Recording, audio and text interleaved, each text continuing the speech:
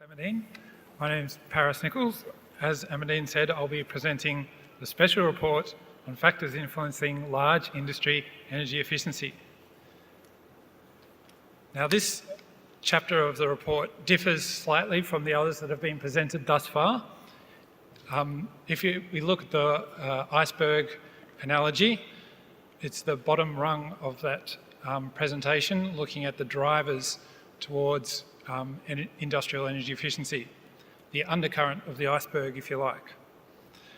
We were keen to delve deeper into the reasons why energy efficiency, which is often discussed as a cheaper abatement opportunity, was not being taken up in the industrial sector more.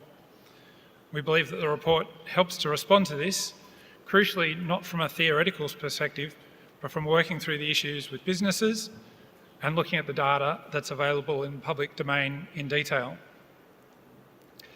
So my presentation will address three main questions.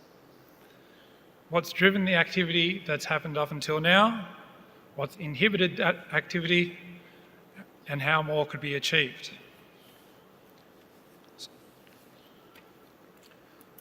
To summarise my key findings, and I know it's been a long presentation so far, these are the key messages that I wanted to get across. A combination of key drivers have been influencing the activity up until now, including energy price rises, the carbon price and the EEO program. 82% of the respondents to the interviews were impacted by the carbon price and indicated it had influenced a more strategic approach. However, financial impediments on their energy efficiency activity are reported as significant by most companies. And finally, good energy management practices correlate with significantly more energy savings in the large industrial sector. A little background on the research that was done. There were 47 large industrial interviewed, and these collectively represent 71% of industrial energy use in Australia. Most of the energy use occurs in the manufacturing sector, and so that's where we focused the interviews. There was a good mix of metals, chemicals, minerals, and food manufacturing businesses, and we believe we have a reasonably representative sample, and the detail is in the report. So all the findings presented are based on the interviews conducted, combined with other public data sources. The first point that came up very strongly in the interviews was that energy price rises were extremely important for almost every large industrial company. Most companies mentioned that energy price rises provided a push and that regulation and other drivers provided a pull to improve their energy efficiency. They reported that as each electricity and gas contract has come up for negotiation, there's been a stronger signal for each of these businesses, which has in turn provoked more interest in energy efficiency over time. At present, many companies in the East Coast are reporting significant uncertainty on future gas prices, as my colleagues have mentioned. In some cases, the businesses told me that this has impacted on current industrial energy efficiency activity. So alongside the energy price rises, the carbon price has been considered highly or moderately significant by 82% of the companies that we spoke to.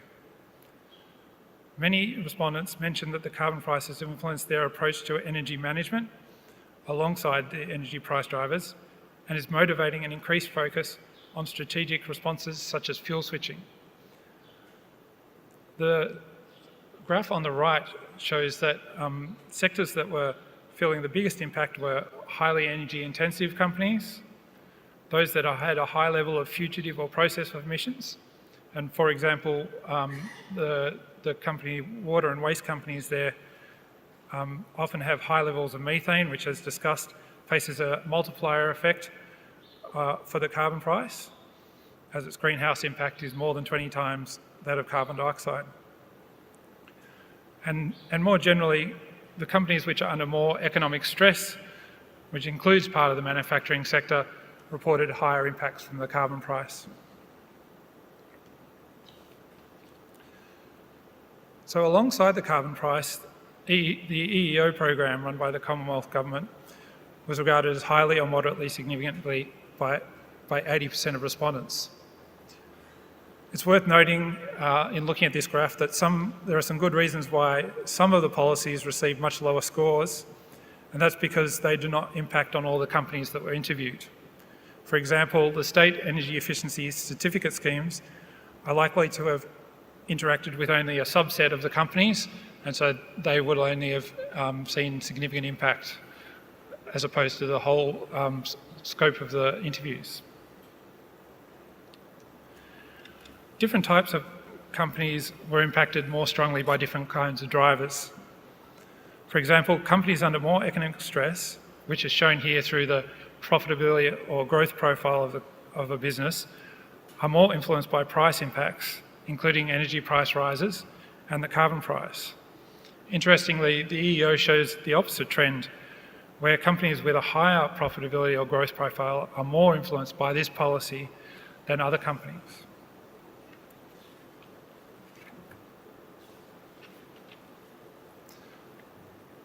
We also looked in detail at company practices, and we asked companies to respond to an interview around 21 practices covering governance, resources, systems and culture relating to energy management.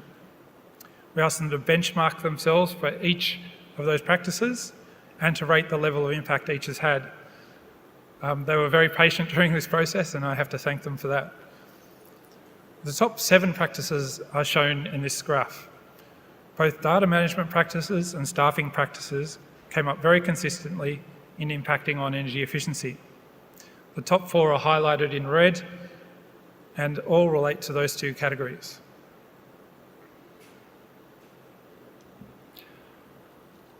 So moving along to my next topic is the factors that have inhibited further activity. I'll briefly discuss some of the key findings, and all the detail is in the report. Financial hurdles were the strongest impediments reported by companies. In all, we looked at 14 factors that impede energy efficiency in detail. Of those, the top 7 are presented in this graph. Payback period, availability of internal capital, and opportunity cost were reported as the top 3 and are highlighted in this box. This suggests that the business case for some opportunities is still not strong enough to push further energy efficiency action in the industrial sector. It's interesting that a range of non-financial barriers were also reported to have an influence. Decision cycles for long-life equipment, operational risk, and internal incentives, practices and habits were also reported as significant by the majority of businesses. And it's worth noting that not all of these can be addressed by a carbon price alone. So a range of complementary measures are useful if increased energy efficiency is desired in the industrial sector. And finally, I'll look at how more energy efficiency could be unlocked. We asked companies a range of questions on this topic. In the time available, I'd like to focus on one specific piece of analysis that we did. So from previous work that ClimateWorks has done, we understood there is an untapped potential in energy efficiency.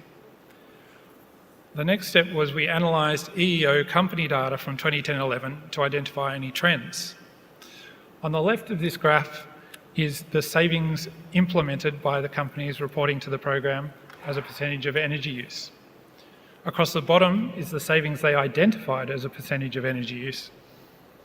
And each dot that you can see up on the graph is one company's response. We then separated the top 20% of companies, the bottom 20% of companies, and the middle 60%, as you can see by the different colours. There's a clear difference between the companies that implement the most and the middle performers and the companies that implement the least. The top 20% implement around 14% of their energy use. The middle 60% implement just over 2% of their energy use. which means that the top 20% implement around 6 times more than the middle group. Crucially, across a range of sectors and energy intensities, the companies that implement the most achieve far more than the rest. For example, in the mining sector, there was an expectation that there would be a more consistent performance around energy savings at a high level. However, we found the spread very similar to the data presented in the graph on the screen, where the top 20% still implement around 6 times more than the middle band of companies. While many factors influence the amount of savings available to companies, this suggests that more savings are available to many companies. The question that we then asked is, what differentiated the companies that implement the most?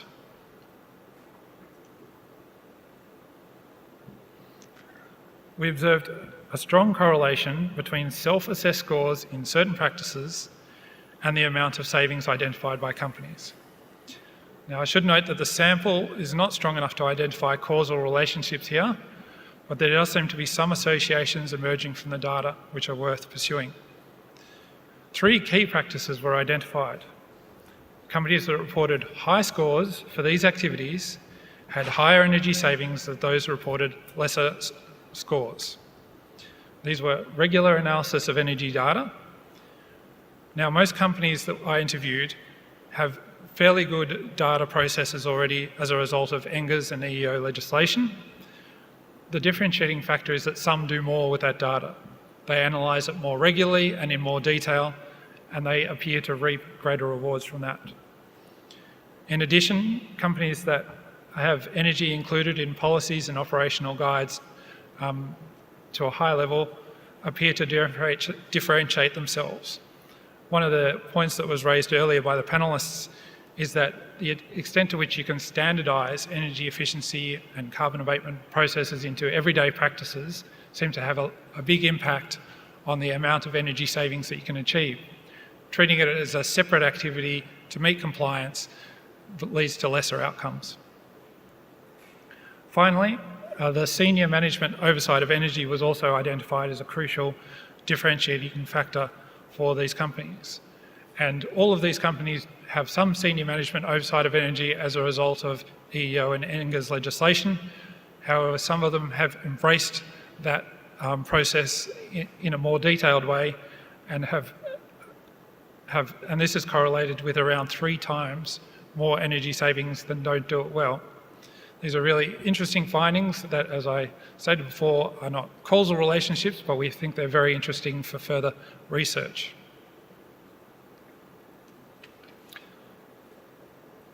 So summarising my findings, a range of drivers have led to the increase in energy efficiency described by my colleagues previously, including energy price rises and a range of policies. The carbon price has had an impact on 82% of the companies interviewed. Financial impediments are reported to be significant amongst almost all companies in the large industrial space. But despite this, we found some companies still implement more energy savings than their peers. That concludes the presentation. Thank you. I'll hand back to Anna.